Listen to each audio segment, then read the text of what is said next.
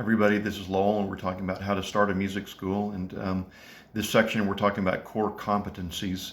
And the last one that I started with was scales.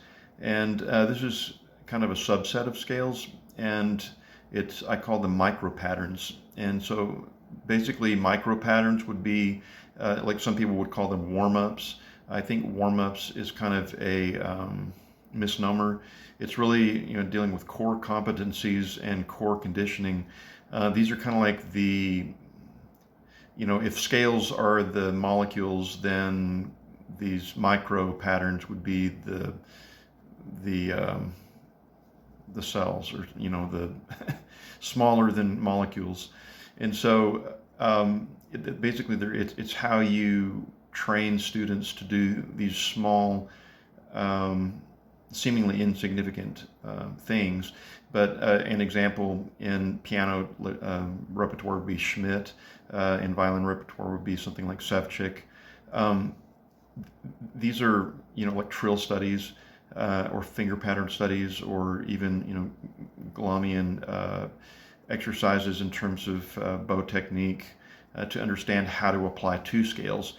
And so every type of musical training, whether it be voice or any instrument, is going to have these. And so these are, I call them micropatterns, that you will use scales to hone in on some of these patterns, and to utilize scales to develop these micro motions. And what you do with scales is you use scales to think on, set your mind on certain specific things one at a time.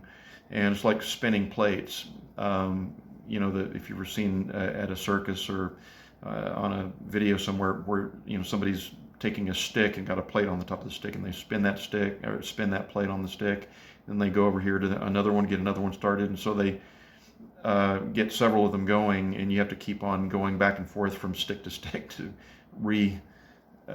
get the plate spinning.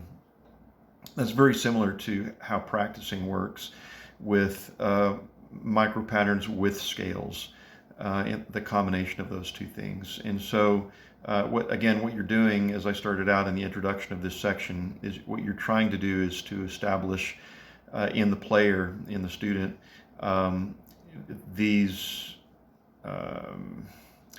techniques that go deeply into the subconscious, into the mind, to where they are, some people call it muscle memory. It's really in the mind, but where these patterns are going on subconsciously, but you have to keep revisiting them. And if you spend time every day tweaking them and getting a little bit more refined with each one of these patterns, using scales, sometimes not using scales, but just the patterns themselves.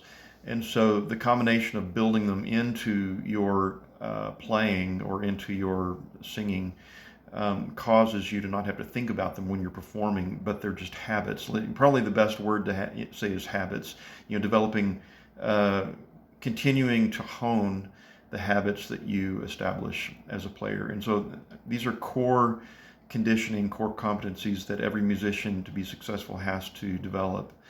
And you do it using micropatterns and scales.